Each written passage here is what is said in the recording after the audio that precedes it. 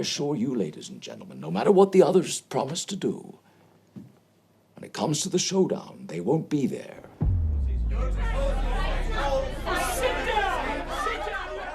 Daniel Day-Lewis is part of a rare group of actors who redefine the boundaries of their craft. He's the only man to win 3 Best Actor Oscars, but his success comes from more than just talent. It comes from his precision, discipline and focus. He doesn't move, speak or even breathe without intent. But the thing I find most fascinating about his work is how every performance is built on a commitment to becoming the character, both on and off screen. There's commitment and then there's Daniel Day-Lewis. Today we're asking the question, how does one human being become so many different people so utterly and convincingly? This idea of transformation is something that can completely change how we experience a performance. There are other actors who go through extreme transformations, psychological or physical, but most find a way to bring the character closer to who they are. Daniel Day-Lewis understands that the real power is in doing the opposite. He doesn't just play a part, he annihilates the man he was before the role began and rebuilds someone entirely new in his place. He uses this total immersion to make you forget you're watching a performance at all, and maybe that's why each of his characters feel like a living, breathing person, pulls from another reality, not an actor performing, but a human being existing. Take his first Oscar-winning performance in 1989's My Left Foot. To play Christy Brown, an Irish artist with cerebral palsy, he made a commitment that became cinematic legend. He refused to leave his wheelchair, even between takes. Even if he went to get food in the canteen, he'd still be in character. He'd still be sitting in a wheelchair or have to be helped or carried. Crew members had to carry him over equipment and spoon-fed him his meals. This wasn't just for show. By remaining in that contorted physical state for months, he was rewiring his own body. This performance, more than 35 years ago, revealed his core principle. The truth of a character isn't found in pretending, it's found in living. And remarkably, he's carried that same principle all the way up to Phantom Thread in 2017. Because I've heard these stories about him staying in character for like months, weeks at a time. Months. Months at a time. So he does do that. Absolutely he does that, yeah. I see. There are so many examples like this throughout his entire filmography. It's not just one role, it's how Day-Lewis builds every single performance, which is probably why he only appeared in 6 films since 1997, until returning this year with Anemone. This process would take its toll. It starts with the body and moves inward until there's nothing left of the original man. He moves differently, he speaks differently, he feels differently. I am the third revelation! I am the third revelation! I told you I would eat! To give you a few examples from his lesser known films, the ones that don't usually make the highlight reels, it's clear this commitment goes far beyond his most talked about performances. For The Last of the Mohicans, he lived in the Alabama wilderness for 6 months, learning to build canoes, hunt and track animals. For The Boxer, he trained with a former world champion for 3 years, becoming so skilled that his coach said he could have turned professional. And for In the Name of the Father, one of my personal favourites, he spent nights in solitary confinement, refusing to eat and listening to recordings of IRA prisoners to understand their exhaustion and fury. And these aren't publicity stunts. They're proof of how far he is willing to go to live inside someone else's skin. Films like these might not dominate the conversation the way There Will Be Blood or Gangs of New York do, but they reveal the same truth. Day-Lewis doesn't prepare for a performance, he becomes it.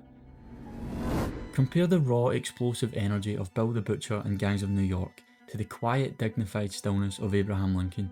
For Bill, he became a creature of pure menace. This is fresh meat. What I mean, we need to tenderize this meat a little bit.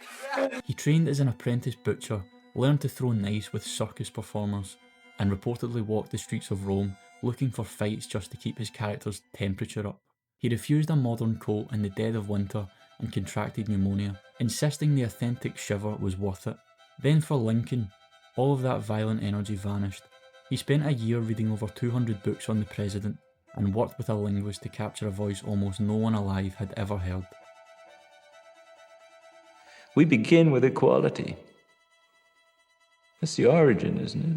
This transformation was so total that Joseph Gordon-Levitt claimed he'd never met Daniel Day-Lewis on set, only Mr. President. Be like, oh, you're gonna do it that way? Great, cool, give me 1 second, I'm gonna set up this shot. And he would say, Mr. President, can you please take a step to the left? And he'd set up a shot, He had so to call quick. Daniel Day-Lewis Mr. President. He called him Mr. President, yeah. Oh, wow. Everyone called him Mr. Nuts. President. Yes, the cast had to address him as Mr. President between takes. The difference in energy from brutal chaos to immense gravity tells you everything about how he approaches his work. Each character is a unique world he must fully inhabit, not just visit. Day-Lewis is often described as a method actor, but it's not about a label or reputation, it's about a deeper, more personal philosophy. He once said that acting gives him permission to live in the chaos most of us spend our lives avoiding. For him, the extreme preparation isn't about ego, it's about a profound need to understand another soul from the inside out. Why do you stay in character? I can't say for sure that it necessarily helps me or helps what I'm doing, but I believe that it does. And it really seems to me to be part of the pleasure of that work. You explore that world, you discover it, you create it to some extent yourself. Why the hell not hang around there for a while? It's a search for emotional honesty, no matter the cost to his own physical or mental health. And I'll be honest, watching some of his films can be an unsettling experience. In There Will Be Blood, his Daniel Plainview is so consumed by greed and loneliness that you can almost feel it radiating off the screen. I have a competition in me. I want no one else to succeed. There's something magnetic and at times frightening about watching someone lose themselves so completely in what they do. I drink your milkshake. I drink it up! He doesn't just show you a character's darkness, he makes you feel it. In Gangs of New York, it's widely accepted that he completely carried the film. A command performance indeed! Even alongside someone like Leonardo DiCaprio, who slips between American and Irish accents throughout. Day-Lewis dominates every scene. After rewatching, I have to agree, it's far from my favourite film, but it might be one of my favourite performances. This is what separates Daniel Day-Lewis from almost everyone else. He doesn't just perform a role, he becomes the thing he's creating.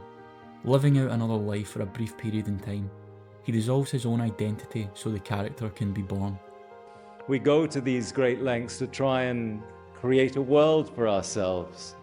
And within that world, we try and create an understanding of the lives that we're expressing in that world. And for me, that's where the pleasure of the work is. So what would seem crazier to me is to jump in and out of that world, or in and out of the experience of that character, because that's really where I want to be. That's what makes his work timeless. It doesn't feel like acting. It feels like watching a historical document, a ghost captured on film. It's easy to forget how rare that kind of devotion is today. Over time, that total immersion came with a price. After Phantom Thread, Day-Lewis announced he was retiring from acting for good, admitting he felt hollowed out and had nothing left to offer. Each role demanded more of him than he could return to the world, but in 2025, Day-Lewis returned to the screen in Anemone to star in his son's film. He's spoken about wanting to approach acting differently this time, with less intensity and more distance between himself and the characters he plays. It's a quieter, more grounded version of an artist rediscovering his love for the craft after nearly a decade out. In the end, Daniel Day-Lewis doesn't just play his characters, he honours them by living their truth, however painful. Which of Daniel Day-Lewis's films is your favourite? Drop your pick in the comments below, and hit subscribe and like the video if you enjoyed.